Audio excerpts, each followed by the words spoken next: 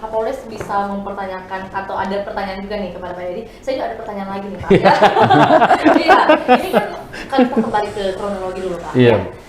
Pastinya Tribuners di luar sana itu bertanya Pak, kenapa yang beredar ini hanya uang 100.000? Adakah mungkin jawaban dari pelaku atau tersangka nih Pak? Jadi gini Mbak, Iya. setelah kita coba dalami dan kita lakukan pemeriksaan kepada para tersangka, ternyata biaya untuk memalsukan uang ini besar. Oke, sebenarnya besar. Besar. Tapi kenapa dilakukan? Besar. Ya? Nah, jadi dalam satu lembar yang dipalsukan tersebut dengan nilai 100.000, ya, dengan nilai 100.000, saya tidak sebut rupiahnya, nilai 100.000, Di atas kertas itu ya? dia butuh 50.000 rupiah, di atas 50.000 rupiah, kurang lebih 56.000 rupiah Pak, satu lembar uang yang pecahan 100.000. Jadi kalau kami cetak yang 50.000, kami nggak balik modal. Katanya. Nah, tapi alah lebih apa namanya? Lebih dramatis lagi adalah orang yang menukarkan uang dengan nilai 1 bagi dengan 2 itu lebih bodoh lagi karena sebenarnya tidak ada nilainya. Iya, karena tidak ada nilainya sebenarnya.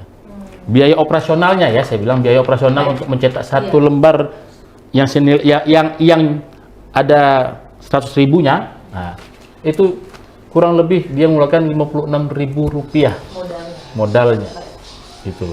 Lantas mungkin Pak, ini lebih lanjut lagi, bawah pertanyaan itu sudah clear ya, sampai sana bahwa untuk mencetak di satu lembar kertas saja itu yang tidak berarti apa-apa, itu mereka membutuhkan modal 56.000. Betul. Oke. Lantas untuk kisah-kisah mungkin setelah adanya kasus ini terungkap ke media, diketahui oleh masyarakat, bahkan secara nasional juga diketahui seluruh Indonesia Pak, ada kasus seperti ini.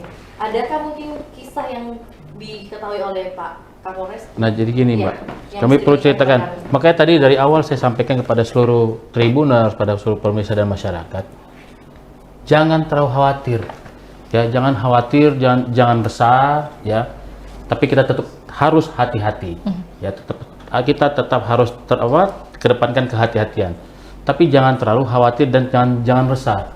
Ini ada kejadian kemarin, seorang ustadz ingin membayarkan, dia ingin berangkat umroh, ingin membayarkan uang ke salah satu travel yang ada di Goa, dilaporkan dia menggunakan uang palsu senilai 50 ribuan.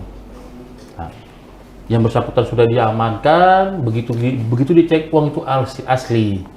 Nah, ini kalau menurut saya ini dampak efek saking resahnya. Nah, makanya kita sampaikan, pada kesempatan yang baik ini, saya himbau pada seluruh masyarakat, pastikan benar, kenali benar mata uang Anda.